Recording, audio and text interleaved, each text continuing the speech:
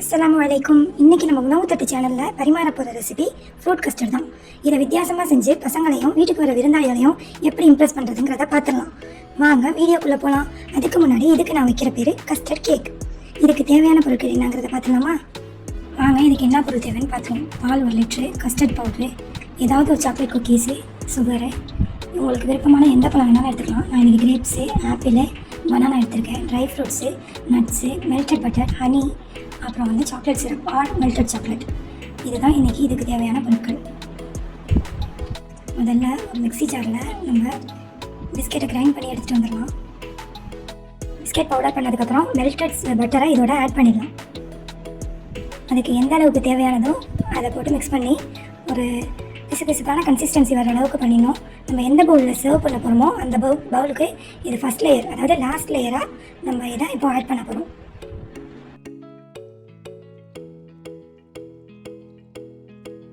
அந்த மிக்ஸ் பண்ண பிஸ்கெட் பவுடரை நம்ம எந்த பவுலில் சர்வ் பண்ண போகிறோமோ அதில் ஒரு 3 டேபிள் ஸ்பூன் போட்டு நல்லா ஈவனாக ஸ்ப்ரெட் பண்ணி விட்டுடலாம்.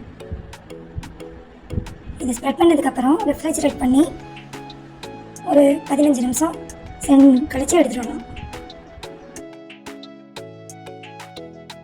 இப்போ ஒரு பெரிய பவுலில் நம்ம கட் பண்ணி வச்சுருக்கிற ஃப்ரூட்ஸ் எல்லாத்தையுமே சேர்த்து ஹனியோட மிக்ஸ் பண்ணிடலாம்.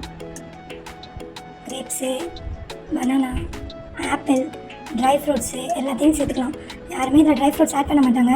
சில குட்டீஸ் வந்து ட்ரை ஃப்ரூட்ஸ் சாப்பிட மாட்டாங்க. அவங்களுக்கு இந்த மாதிரி நம்ம கலந்து கொடுத்துட்டோம்னா அது அவங்களுக்கு ஹெல்த்தியாகவும் போயிடும். நம்ம ட்ரை ஃப்ரூட்ஸ் தான் இதில் கலந்துருக்கோங்கிறது அவங்களுக்கு தெரியவே செய்யாது. இதோட ஹனி ஆட் பண்ணி நம்ம ரெஃப்ரிஜரேட் பண்ணணும். இதுவும் ஒரு 15 மினிட்ஸ் ஃப்ரீசரில் இருக்கட்டும். அடிக்கிற வெயிலுக்கு இந்த மாதிரி குழுக்குழுப்பாக செஞ்சு கொடுத்தா பசங்களுக்கு ஹெல்த்தியாகவும் இருக்கும், அதே சமயம் நல்லா விரும்பியும் சாப்பிடுவாங்க. ஒரு வெயிலுடைய வெப்பத்தை தணிக்கக்கூடிய ஒரு நல்ல டெசர்ட். கண்டிப்பாக ட்ரை பண்ணி பாருங்கள். இன்ஷா அல்லாஹ் ட்ரை பண்ணி பார்த்துட்டு கமெண்ட்டில் சொல்லுங்கள். இதை நம்ம கூல் டவுன் பண்ணிவிட்டு சர்வ் பண்ணுற டைமில் வந்து இதை ஃப்ரிட்ஜிலேருந்து நம்ம எடுத்துகிட்டு வந்துடலாம். அது வரையும் இது ஃப்ரிட்ஜிலே இருக்கட்டும். இதை ஃப்ரிட்ஜில் வச்சுக்கணும். இப்போ கஸ்டர்டு செய்கிறதுக்கு நம்ம வந்து சில்லு இருக்கிற மில்க்கு, அதாவது ஆறின பாலை மட்டும்தான் அந்த கஸ்டர்ட் பவுடரில் கலக்கணும். சூடான பால் கலந்துட்டோம்னா கட்டி கட்டியாக போயிடும். நம்ம பாலை காய்ச்ச முன்னாடியே இதை கலந்துக்கிட்டு ஒரு அடிகனமான பாத்திரத்தை அடுப்பில் வச்சு ஸ்டவ் ஆன் பண்ணி இந்த மிச்சம் இருக்கிற பாலை அதில் சேர்த்துடலாம். பால் நல்லா கொதிநிலை அடைஞ்சதுக்கப்புறம் தான் நம்ம இதில் ப்ராசஸ் இருக்குது. அது வரையும் பால் நல்லா கொதிக்கட்டும். அடிப்பிடிக்காமல் கிண்டணும். இதை அடிப்பிடிச்சிருச்சுன்னா அந்த கஸ்டர்டுடைய ஸ்மெல்லே மாறி போயிடும். அதனால் பால் வந்து தீஞ்சிடக்கூடாது, அடிப்பிடிச்சிடக்கூடாது. இப்போ நல்லா கொதி வந்ததுக்கப்புறம் சுகர் ஆட் பண்ணிடலாம். உங்களுக்கு விருப்பத்துக்கு தக்கன சுகர் ஆட் பண்ணுங்கள். நான் 1 லிட்டருக்கு 250 கிராம்ஸ் ஆட் பண்ணியிருக்கிறேன். உங்களுக்கு வேணும்னா நீங்கள் 300 கிராம்ஸ் கூட ஆட் பண்ணிக்கலாம். நல்லா பாலை சீனி வந்து பாலில் கரைஞ்சதுக்கப்புறம் நம்ம இந்த மிக்ஸ் பண்ணி வச்சுருக்கிற கஸ்டர்ட் பவுடர் லம்ஸ் இல்லாமல் நல்லா கட்டி இல்லாமல் கரைச்சிட்டு கொஞ்சம் கொஞ்சமாக ஊற்றணும். ஊற்றும் போது நம்ம மில்கை வந்து மிக்ஸ் பண்ணிக்கிட்டு ஸ்டர் பண்ணிக்கிட்டு இருக்கணும். கலந்து விட்டுகிட்டே இருந்தால் தான் அது கட்டி இல்லாமல் வரும். இது நல்லா கொதிச்சதுக்கப்புறம் ஒரு 2 மினிட்ஸ் கொதிச்சா, ஒரு 3 மினிட்ஸ் கொதிச்சாலே போதுமானது. கொதிச்சதுக்கப்புறம் நல்ல ஒரு திக்கான கன்சிஸ்டன்சி வரும். நீங்கள் அந்த ஸ்பூனை திருப்பி பார்த்தீங்கன்னாவே அது ஒட்டாமல் உங்களுக்கு ஒரு லைன் ஃபார்ம் ஆகும். நான் பண்ணி காட்டுறேன் பாருங்கள். இந்த மாதிரி வந்ததுக்கப்புறம் நீங்கள் ஸ்டவ்வை ஆஃப் பண்ணிடலாம். ஆனால் ஹெவி ஃப்ளேமில் வச்சு ஹை ஃப்ளேமில் வச்சு தான் நீங்கள் இதை மிக்ஸ் பண்ணணும். நல்லா மிக்ஸ் ஆனதுக்கப்புறம் இதை கூல் டவுன் பண்ணிவிட்டு தான் சர்வ் பண்ணணும். இது சர்வ் கூல் தான்.